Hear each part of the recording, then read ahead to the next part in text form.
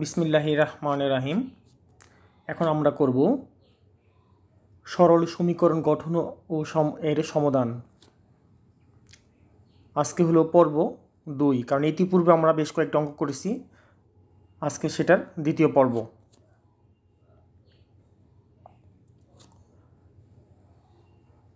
এখানে হলো বিশেষ পরীক্ষাগত প্রশ্নগুলোর সমাধান, আর এর সাথে সাথে আমি আছি আপনাদের সাথে। আচ্ছা, শুরু করা যাক। এই অঙ্কটি হলো 34তম বিশেষে এসেছিল। সে অঙ্কটি কী ছিল? অঙ্কটি ছিল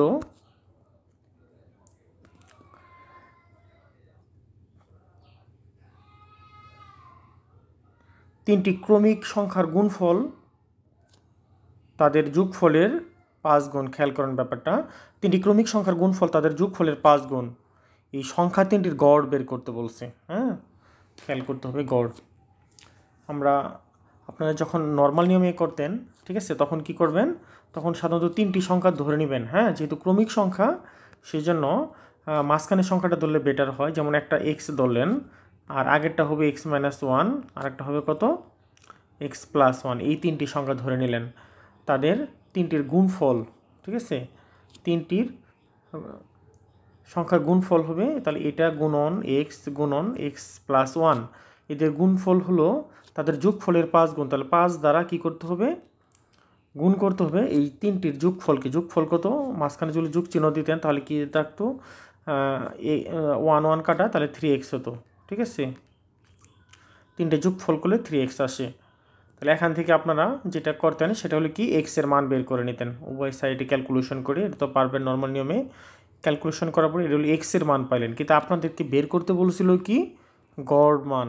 ঠিক আছে, গড় মান বের করার জন্য তিনটি সংখ্যার আগে রেজাল্ট বের করার পরে, যোগ করার পরে 3 দ্বারা ভাগ করতে হবে। তাহলে যদি এক্সের মান 4 যেহেতু আসছে, তাহলে কি আসতো? এখানে সংখ্যা তিনটি হতো। যেহেতু একটা ছিল x-1, তাহলে একটা হলো 3, আর একটা হলো 4, আর একটা কত? x+1, এটা হতো কত? 5। এই তিনটাকে যোগ করে 3 দ্বারা ভাগ, 3 থেকে যোগ করে হবে, 3 দ্বারা ভাগ করলে হবে কত? 4 আসবে। ঠিক আছে, 4 হলো কত? গড় মান। এটাই। কিন্তু আপনারা যদি শর্টকাটে চিন্তা করতেন, হ্যাঁ, তাহলে এটা অন্যভাবে আরও দ্রুত করা যেত আর কি। ঠিক আছে, কীভাবে এখন সেটা আমরা দেখাবো আপনাদের। আচ্ছা, দেখেন কি বলছে।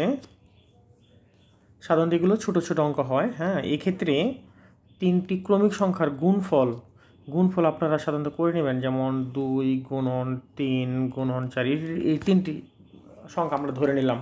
সাধারণত এই তিনটি সংখ্যার গুণফল সমান সমান কী বলছে? তাদের যোগফলের 5 গুণ। এই তিনটের যোগফল করলে কত আসে?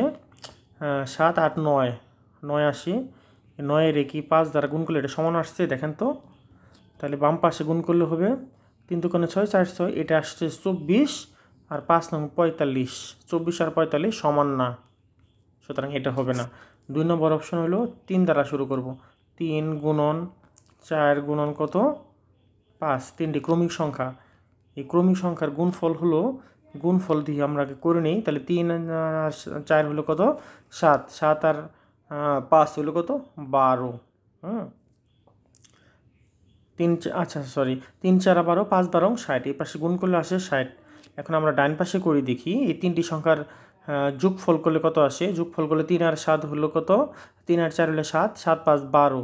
এই যে 12, 12 যোগফলকে 5 দ্বারা গুণ করি, তাহলে দেখেন এটাও 60 হয়েছে। আদের এই যে যোগফলকে খেয়াল করেন, এখানে এটা হচ্ছে এদের যোগফলকে 5 দ্বারা গুণ করলেও 60 আর 60 আসছে, আর এই তিনটাকে নর্মালি গুণ করলেও 60 আসছে। সুতরাং এখানে সংখ্যা তিনটি কী আসবে? 3 4 এবং 5। 3 4 এবং 5, এদের গড় বের করলে হবে, এদের গড় মাঝখানেরটা। ঠিক আছে, এটি অ্যান্সার, গড়। এখন আপনারা বলবেন এইভাবে আমরা পারবো কীভাবে? সাধারণত এই ক্ষেত্রে ছোটো ছোটো অঙ্কগুলো আসে। যেমন 2 থেকে একবার শুরু করলেন, 2 3 4, আর একটা 3 4 5, অথবা 4 5 6। সাধারণত এগুলোর মধ্যে মিলে যাবে একটা। আচ্ছা, নেক্সট, এটা 31তম বিসিএসে এসেছিল। 31তম বিসিএসের একটা অঙ্ক। সে অঙ্কটি কী ছিল? দুইটি সংখ্যার যোগফল হলো 48 দেওয়া আছে, এদের গুণফল হলো এত দেওয়া আছে। তবে বড় সংখ্যাটি নির্ণয় করতে বলছে। হ্যাঁ, বড় সংখ্যাটি। এখন ওই নর্মাল নিয়মে যদি করেন তাহলে কি হবে, দুইটি সংখ্যার যোগফল 48, তাহলে একটি সংখ্যা যদি এক্স হয়, অপর সংখ্যাটি কত হবে 48 মাইনাস এক্স। ওকে, তাদের গুণফল এই সংখ্যা দুটাকে যদি আপনারা গুণ করেন, হ্যাঁ, তাহলে আসবে কত 432।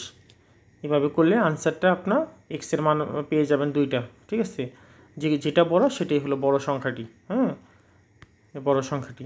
কিন্তু এটা অন্যভাবে করা যায়, অন্যভাবে আরও শর্টকাটে করতে পারবেন। সেক্ষেত্রে যেটা হবে সেটা হলো, আমি দেখাচ্ছি, সেটা হলো যেহেতু দুটি সংখ্যার যোগফল হলো কত 48, এক্ষেত্রে আপনি অপশনগুলো নিয়ে চেক করতে পারেন। হ্যাঁ, অপশনগুলো নিয়ে কী করবেন, এখানে চেক করতে পারেন। সেক্ষেত্রে হলো যেমন এখানে অপশনগুলো দেওয়া ছিল 36, আরেকটা ছিল কত 37, আরেকটা ছিল 34, আরেকটা ছিল 40। এখন ধরেন এই যোগফল যেহেতু 48, সুতরাং একটা সংখ্যা ছিল 36 হয়, তাহলে বাকিটা কত হবে, 48 থেকে 36 বিয়োগ, তাহলে কত থাকে 12। মনে মনে 12 বিয়োগ করে নেবেন। হ্যাঁ, তাহলে এখানে আসলে 12 সাথে এই শেষের অক্ষরটা গুণ করলে হবে 6 এবং 2 গুণ করলে কত হয় 6 দোকানে 12। এই যে 12-র এই গুণফলটা 12-র এক ডিজিট মিলে গেছে। হ্যাঁ, বাকিটুকু এভাবে চেক করতে পারেন। যেমন 48-এর সাথে থেকে যদি আমরা 37 বিয়োগ করি, তাহলে বিয়োগ ফল পাবো কত 11। এই 11-র 7 আবার এক গুণ করলে হয় শেষের ডিজিটে 7 আসে, কিন্তু আমাদের আছে কত 2, সুতরাং এইটা 37 হবে না। তেমনিভাবে 38 যদি করি, 48 থেকে 48 বিয়োগ করলে থাকে কত 10, যেটা 10-এর সাথে 38 গুণ করলে 432 হয় না, কারণ লাস্টে 0 দ্বারা 8-এর গুণ করলে লাস্টের ডিজিট মিলে না। একইভাবে 40 দ্বারা যদি বিয়োগ করি 48 থেকে, তাহলে 8 আসবে, 8 দ্বারা গুণ করলে লাস্টের ডিজিট 0 আসবে। সুতরাং অপশন আমাদের প্রথম অপশন, এই যে ক যেটা 36। একটু বুঝে দেখেন। নেক্সট, এটা হলো 31তম বিসিএসের একটা অঙ্ক। ঠিক আছে, 31তম বিসিএস অঙ্ক এটা হলো 31তম বিসিএস এসেছিল। যদি দুইটি সংখ্যার যোগফল ও গুণফল যথাক্রমে, ঠিক আছে, যথাক্রমে বলতে এই যোগফলটা হলো প্রথমটা, এই যোগফল এবং গুণফল যথাক্রমে 20 এবং কত 96, মানে যোগফল হলো 20 আর গুণফল হলো কত 96। ঠিক আছে, সংখ্যা দুটির ব্যস্তানুপাতিক কত। আমরা এই যে নর্মাল নিয়মে করতে পারেন, আগের নিয়মে যেভাবে করছেন, যেমন দুইভাবে করা, অনেকভাবে করা যায়। যোগফল, তাহলে একটি সংখ্যা যদি আপনারা ধরে নেন এক্স, তাহলে বাকি সংখ্যাটি যেহেতু যোগফল 20, তাহলে বাকি সংখ্যাটি কত হবে 20 মাইনাস কত এক্স। ঠিক আছে, 20 মাইনাস কত এক্স, এবং তাদের গুণফল এক্স গুণন 20 মাইনাস এক্স সমান সমান কত, গুণফল কত 96। এখান থেকে এক্সের ক্যালকুলেশন করে এক্সের মান বের করবেন, দেখবেন এক্সের মান আসছে কত, দুইটা মান আসছে 12 এবং কি আর 8।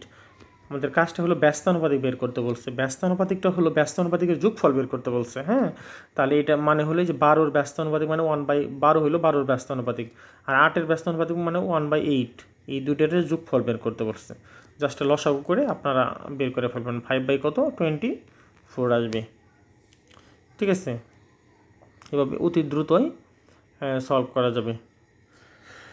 তারপরে একটা করা যাক, এটা হলো 34তম বিসিএসের একটা অঙ্ক। হ্যাঁ, ওটা কি ছিল, 20 ফিট লম্বা একটি বাঁশ এমনভাবে কেটে দুভাগ করা হলো যেন ছোট অংশ বড় অংশের 2/3 হয়।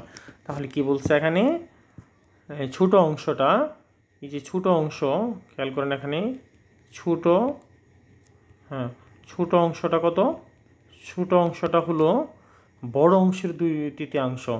তাহলে বড় অংশ এই বড় অংশের 2/3 মানে উপরে 2 নিচে 3। ঠিক আছে, তাহলে ছোট অংশটা হলো বড় অংশের 2/3। তাহলে বড় অংশটাকে আমরা ধরে নেব, মনে করি এখানে এক্সটা হলো বড় অংশ, তাহলে কত হবে, উপরে হবে 2/3, এর মানেটা হলো 2x বাই কত 3। খেয়াল করেন বড় অংশ কিন্তু এক্স, আর ছোট অংশ তাহলে কত দাঁড়ালো এখানে, এই বড় অংশ কিন্তু তাহলে আমরা এক্স ধরে নিছি, আর এই ছোট অংশটা হলো এই যে 2x/3। তাহলে দুইটার যোগফল কত দেওয়া আছে এখানে, এই যে 20। তাহলে প্রশ্ন মতো আমরা লিখতে পারি বড় অংশটা হলো এক্স আর ছোটো অংশ হলো কত 2x/3 সমান সমান 20। ঠিক আছে, এক্ষেত্রে আপনারা একটু ক্যালকুলেশন করবেন, কাটাকাটি করবেন, তাহলে হবে। যেমন এখানে 5x সমান সমান 60 আসবে, কত 5x লসাগু করলে আসবে পুরো 5x নিচে 3, সুতরাং 3 দ্বারা গুণ করলে 60 আসে, সুতরাং x আসবে কত 5/60 কিন্তু আমাদের এক্সটাকে ধরছি বড় অংশ, ঠিক আছে, কিন্তু আপনাদের বের করতে বলছে ছোটো অংশ। তাহলে ছোটো অংশটা কত লিখছিলাম, এই যে 2x/3, তাহলে 2 গুণন 12 ডিভাইডেড বাই কত 3, তাহলে 3 4 12, 4 দোকানে কত 8, এই যে 8 ফিট হলো ছোটো অংশের দৈর্ঘ্য। ঠিক আছে, তারপরে নেক্সটটা করা যাক 11তম বিসিএসের একটা অঙ্ক। হ্যাঁ, এটা আমরা করব এখন। 11তম বিসিএস বোঝার চেষ্টা করুন এবং বারবার দেখতে হবে। হ্যাঁ, কি বলছে অঙ্কটা, একটি ক্রিকেট দলে যতজন স্ট্যাম্প আউট হলো তার 1.5 গুণ কট আউট হলো। অঙ্কগুলো দেখতে মনে হয় অনেক কঠিন, কিন্তু বুঝতে হবে। খেয়াল করেন ব্যাপারটা, যতজন স্ট্যাম্প আউট হলো তার 1.5 গুণ কট আউট হলো। মোট উইকেটের অর্ধেক, এই যে দেখেন মোট উইকেটের অর্ধেক, আবার কত বলছে এখানে, মোট উইকেটের অর্ধেক আবার বোল্ড আউট হয়েছে। হ্যাঁ, বোল্ড আউট হয়েছে, মোট উইকেটের অর্ধেক হয়েছে বোল্ড আউট। এই দলের কতজন কট আউট হয়েছে এটা আমাদের বের করতে বলছে। কট আউট কতজন এটা বের করতে বলছে। তাহলে আমরা জানি একটা ক্রিকেট খেলা প্লেয়ার থাকে কতজন, 11 জন। এই 11 জনের মধ্যে একজন কিন্তু আউট হয় না, তাহলে আউট হয় কয়জন, 10 জন। খেয়াল করেন ব্যাপারে, 10 জন আউট হয়। ঠিক আছে, এই 10 জনের মধ্যে বলছে এই যে মোট উইকেটের, এই যে মোট উইকেটের অর্ধেক বোল্ড আউট হয়। তাহলে 10-এর অর্ধেক মানে 2 সমান সমান 5, এই 5 জন কী হয়েছে, বোল্ড আউট হয়েছে। বোল্ড আউট হয়েছে কতজন, 5 জন। এখন আমাদের বাকি থাকলো কতজন, বাকি থাকলো এই 5 জন। এই 5 জন নিয়ে আমাদের ক্যালকুলেশনটা করতে হবে। এখন এই 5 জনের ভিতরে দেখেন স্ট্যাম্প আউট যতজন হয় তার 1.5 গুণ কট আউট হয়। তাহলে স্ট্যাম্প আউটটাকে আমরা ধরে নেব, মনে করি স্ট্যাম্প আউট হয় একজন, মানে x জন, সুতরাং কট আউট হবে কতজন, 1.5 গুণ কট আউট হয়। তাহলে কট আউট হবে স্ট্যাম্প আউট হলো তার 1.5 গুণ, মানে স্ট্যাম্পের 1.5 গুণ হলো কট আউট। 1.5 মানে কত 1.5 x, 1.5কে লেখা যায় 3/2x। ঠিক আছে, মানে 3x/2x। তাহলে কি দাঁড়াচ্ছে, এই স্ট্যাম্প এবং কট দুইটা মিলে হয়েছে 5 জন। ঠিক আছে, তাহলে আমরা কীভাবে লিখব, তাহলে প্রশ্ন মতে এক্সের সাথে এই যে কট আউট হয়েছে 3x/2 সমান সমান কত, এই 5 জন হয়েছে, 2 জন মিলে 5। তাহলে এখান থেকে ক্যালকুলেশন করে আমরা এক্সের মান বের করব। ঠিক আছে, এক্সের মান আমরা দেখব এখান থেকে 2 আসছে, এই 2 আর এক্সকে কী ধরছিলাম এখানে, স্ট্যাম্প আউট। আমাদের বের করতে বলছে কি কট আউটের সংখ্যা। তাহলে কট আউট সমান সমান কত, 3x/2। তাহলে কী দাঁড়াবে এখানে, 3 ইন্টু এক্সের মান কত 2 ডিভাইডেড বাই 2, তাহলে 2 কাটা থাকবে কত 3। এই 3 জন হয়েছে কট আউট। ক্লিয়ার? ওকে, নেক্সট অঙ্কটা করা যাক। এটি হলো 34তম বিসিএসের অঙ্ক। 34তম বিসিএসের অঙ্ক, সেই অঙ্কটি হলো মামুন 240 টাকায় একই রকম কতগুলো কলম কিনে দেখলো যে, তাহলে কত টাকায়, এই 240 টাকায় কতগুলো কলম কিনে দেখলো যে যদি সে একটি কলম বেশি পেত তাহলে প্রতিটি কলমের মূল্য 1 টাকা কম পড়তো। সে কতগুলো কলম কিনেছিল। এখন খেয়াল করেন, আমরা শুরুতে ধরে নেই সে কতগুলো কলম কিনেছিল। বলছে কি সে কতগুলো কলম কিনেছিল। ঠিক আছে, আমরা যদি মনে করি সে এক্সটি কলম, মনে করি সে যদি এক্সটি কলম কিনে থাকে, সে যদি এক্সটি কলম কিনে থাকে এবং তার মোট দাম যদি 240 টাকা হয়, তাহলে প্রতিটি কলমের দাম কত পড়ছে, 240/x। কারণ এক্সটি সে কিনছিল মোট 240 টাকা দিয়ে, তাহলে প্রতিটির দাম হলো 240/x টাকা। কিন্তু কলমের সংখ্যা যদি বেশি কিনতো, কয়টি বেশি কিনতো, একটি কলম যদি বেশি কিনতো, মানে এক্স কলমের সংখ্যা যদি একটা বাড়তো। এখন খেয়াল করেন, টাকার পরিমাণ সেম কিন্তু কলমের সংখ্যা যদি বাড়তো তাহলে কলমের দাম কিন্তু কমে পড়তো।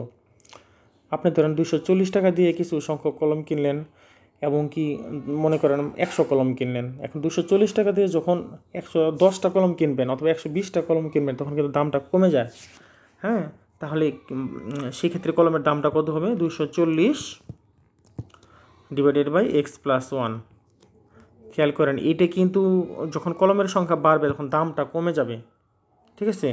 তাহলে এটা কিন্তু এই ক্ষেত্রে দামটা বেশি পড়বে আর এই ক্ষেত্রে দামটা কম পড়বে। কিন্তু কত কম পড়তো বলে দিছি, 1 টাকা কম পড়বে। তাহলে আমাদের প্রশ্ন মতে লিখতে পারি, তাহলে আমরা প্রশ্ন মতে কী লিখতে পারবো এখানে?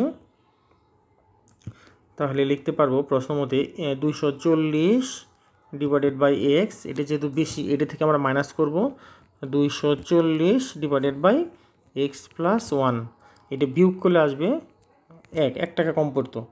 তারপর এটাকে নর্মাল নিয়মে যখন লসাগু করবেন নিচে আসবো এক্স প্লাস 1, ঠিক আছে? তারপরে এইভাবে করলে দেখা যাবে এক্সের মানটা পেয়ে যাবেন।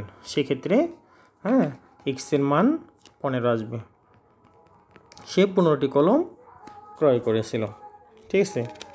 ক্যালকুলেশন করেন, আশা করি পারবেন। নেক্সট একটি করা যাক। এটি কে বলছে? এটা 34তম বিসিএসের আরেকটা অঙ্ক। সে অঙ্কটি কী বলছিল? একটি শ্রেণীতে যতজন ছাত্রছাত্রী আছে প্রত্যেকে তত পয়সার চেয়ে আরও 25 পয়সা বেশি দেয়। প্রত্যেকে তত পয়সার চেয়ে আরও 25 পয়সা কী দেয়? বেশি দেয়। চাঁদা দেওয়ায় মোট 75 টাকা হলো। এখানে খেয়াল করতে হবে, প্রথমে ছিল কি পয়সা, একক ছিল পয়সা, আর এখানে হলো টাকা। যে কোনো একটাকে পয়সাকে টাকাতে অথবা টাকাকে পয়সায় কনভার্ট করতে হবে। আচ্ছা, শুরু করা যাক। মনে করি এখানে আমরা আমাদের ছাত্রছাত্রী সংখ্যাটা বের করতে বলছে। মনে করি এখানে ছাত্রছাত্রী সংখ্যাটা আমরা ধরে নিলাম এক্স। তাহলে এক্স জন ছাত্রছাত্রী যদি হয় তাহলে একজন ছাত্রছাত্রী কত চাঁদা দেয়? ছাত্রছাত্রীর সংখ্যার চেয়ে 25 পয়সা বেশি। ছাত্রছাত্রীর সংখ্যা হইল এক্স। মনে করেন একটা ক্লাসে 50 জন ছাত্রছাত্রী আছে। একটা ক্লাসে 50 জন ছাত্রছাত্রী আছে। একজন চাঁদা দেয় 50-এর চেয়েও 10 পয়সা করে বেশি, তাহলে প্রত্যেকে চাঁদা দেয়, খেয়াল করেন 60 পয়সা। যেহেতু 60 না 25 পয়সা যেহেতু বেশি, সুতরাং এলো 75 পয়সা, ঠিক আছে? যেহেতু 25 পয়সা উদাহরণে দিচ্ছি, তাহলে এই যতজন ছাত্রছাত্রী ততর চেয়ে 25 পয়সা বেশি, মানে প্রত্যেকে দেবে 50 যোগ 25 মানে 75 পয়সা চাঁদা দেবে একজন, ঠিক আছে? তাহলে একজন চাঁদা দেয় 75 পয়সা, সুতরাং 50 জন চাঁদা দিবে 50 দ্বারা গুণ। ক্লিয়ার? এখানেও সেম একই বেসিক। আমরা এখানে ধরে নিচ্ছি ছাত্রছাত্রীর সংখ্যা এক্স জন, সুতরাং প্রত্যেকে চাঁদা দেয় কত? এক্স প্লাস কত? 25 এত পয়সা, ঠিক আছে? তাহলে মোট কত পয়সা চাঁদা ওঠে? তাহলে একজনে দেয় এত পয়সা, সুতরাং এক্স জনে দেয় এক্স দ্বারা গুণ। তাহলে প্রশ্ন মধ্যে হবে এক্স ইন্টু এক্স প্লাস 25, এটা হলো মোট চাঁদার পরিমাণ। এবং কি যেহেতু এখানে পয়সা আছে, সুতরাং এই পাশে পুরোটাই পয়সা, সুতরাং পয়সা সমান সমান কত পয়সা চাঁদা উঠে? এই যে 75 টাকা যেহেতু উঠে, এই টাকাকে পয়সাতে কনভার্ট করতে হলে একে 100 দ্বারা গুণ করতে হবে, ঠিক আছে? এখন এই যে বাম পাশে নিয়ে লসাগু করে দিলে মানে উৎপাদক করলে হয়ে যাবে, ঠিক আছে? যেমন x square plus 25 minus 7500 equal to 0। এটা উৎপাদক করলে এক্সের মান আমরা পেয়ে যাব, একটা পাবো 75 আর একটা পাবো -100। কিন্তু এক্স যেহেতু ছাত্রছাত্রীর সংখ্যা, এটা কখনো ঋণাত্মক হয় না, ঠিক আছে? ঋণাত্মক হবে না, সুতরাং ছাত্রছাত্রীর সংখ্যা হবে কত? 75 জন, ঠিক আছে? এভাবে করা যাবে। নেক্সট আর একটা অঙ্ক করা যাক, এটাই শেষ, ঠিক আছে? এটা হলো 27তম বিসিএসের একটা অঙ্ক। ঠিক এই আগে যেমন একটা যে কলমের অঙ্ক করলাম সেম একই রকম। এটা কি বলছে এখানে? শিক্ষা সফরে যাওয়ার জন্য 2400 টাকায় বাস ভাড়া করা হলো। প্রত্যেক ছাত্রছাত্রী সমান ভাড়া দিবে, কিন্তু যখন অতিরিক্ত 10 জন ছাত্রছাত্রী যাবে তাহলে ভাড়া কিন্তু কম পড়ে যাবে। যেমন ওখানে কলমের সংখ্যা বেশি পড়লে কিন্তু ভাড়া কম হয়ে যাবে। তাহলে কতজন ছাত্রছাত্রী গিয়েছিল? এখন মনে করি যদি একজন ছাত্রছাত্রী যায়, ভাড়া যেহেতু ফিক্সড 2400 টাকা, তাহলে এক্স জনের জন্য প্রত্যেকের ভাড়া কত? 2400কে ভাগ করতে হবে কত দ্বারা? এক্স দ্বারা, ঠিক আছে? এখন যদি এখানে ছাত্রছাত্রীর সংখ্যা বেড়ে যায়, কতজন বেড়েছে? X plus 10। ছাত্রছাত্রী বেড়ে গেলে তো ভাড়াও কমবে, তাহলে কত হবে? ভাড়া তো ফিক্সড 2000, বাসের ভাড়া ফিক্সড 2400 টাকা। যেহেতু বাস চালাকে অতিরিক্ত টাকা দেওয়া লাগবে না, তাহলে কত আসবে? প্রত্যেকের ভাড়া হবে ছাত্রছাত্রীর সংখ্যা দ্বারা ভাগ করলেই এই ভাড়া। এবং যেহেতু এটা কম হবে বাস ভাড়া, আর এটা হবে প্রত্যেকের বাস ভাড়া বেশি, এই বেশি থেকে কমটা মাইনাস করলে হবে কত? 8 টাকা ভাড়া কমে। ঠিক আছে, তাহলেও সেম একই রকম প্রশ্নের মধ্যে কত? 2400 ভাগ x minus 2400 divided by x plus 10 বিয়োগ করলে কয় টাকা ভাড়া কমে? এই যে 8 টাকা। এইটা এখন লসাগু করলে, ক্যালকুলেশন করলে, হ্যাঁ, তাহলে আমাদের এক্সের মান দুইটা আসবো, একটা আসবো 50 আর একটা আসবো -60। যেহেতু এখানে ছাত্রছাত্রীর সংখ্যা ধরছিলাম এক্স, আর সংখ্যা কখনো কি হয় না? ঋণাত্মক হয় না, সুতরাং 60 আসবে না। ঠিক আছে, তাহলে এক্সের মান কত আসছে? 50। ছাত্রছাত্রী গিয়েছিল, এক্সের মান 50 বা ছাত্রছাত্রী গিয়েছিল 60 জন। তাহলে দেখেন বাসে কতজন ছাত্রছাত্রী গিয়েছিল? 50 জন। ওকে, ধন্যবাদ। দেখা যাক কী আসছে এখানে। আচ্ছা, এখানে এক্সের মান 50, তারপরে এখানে কত? এই অঙ্কটি এসেছিলো 13তম বিসিএসের একটা অঙ্ক, আপনারা এটা দেখে নেন, করে নেন। বালক এবং বালিকার একটি দলে নিম্নরূপ খেলা হচ্ছে। প্রথম বালক 4 জন বালিকার সঙ্গে খেলছে এবং দ্বিতীয় বালক 6 জন বালিকার সঙ্গে খেলছে। ঠিক আছে, এভাবে শেষ বালক সবকটি বালিকার সঙ্গে খেলছে। যদি বি বালকের সংখ্যা এবং জি বালিকার সংখ্যা হয়, তবে বি এর মান কত? জাস্ট আপনারা দেখে নেন। ধন্যবাদ ভিডিওটি দেখার জন্য। আর পরবর্তী ভিডিও দেখার জন্য কী করবেন দেখেন। ওকে, ধন্যবাদ।